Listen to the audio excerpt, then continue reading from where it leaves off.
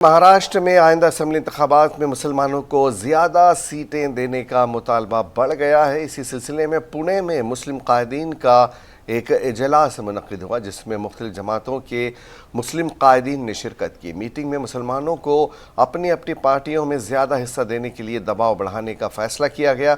इजलास में एडवोकेट अय्यूब इलाही बख्शी, सदर RPI माइनॉरिटी सेल कारी इदरीस अंसारी, सदर जमीयत उलमा हिंद पुणे सिटी ने भी इस इजलास में शिरकत की।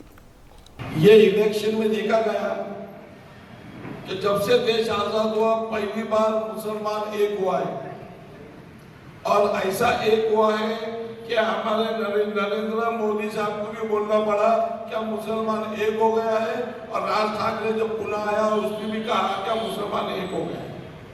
शरद पवार को भी कहना पड़ रहा है कि मुसलमान एक हो गया।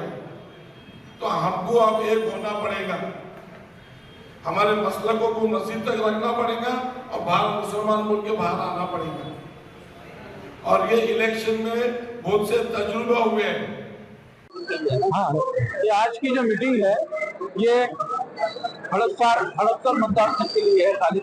आज उसी के लिए जनाब एडवोकेट अय्यूब इलाही बख्शी की तरफ से ये मीटिंग रखी गई थी, और वो अपना इरादा जाहिर कर चुके हैं और उन्होंने अपने ख्याल का इजहार भी किया कि वो इसकी ताकत रखते हैं।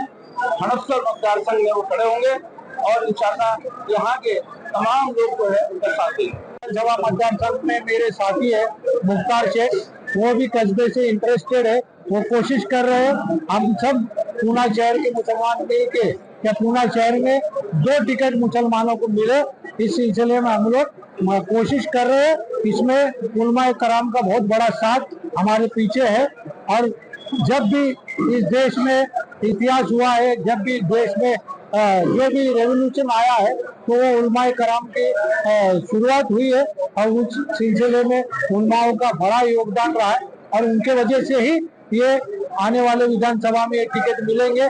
ऐसी में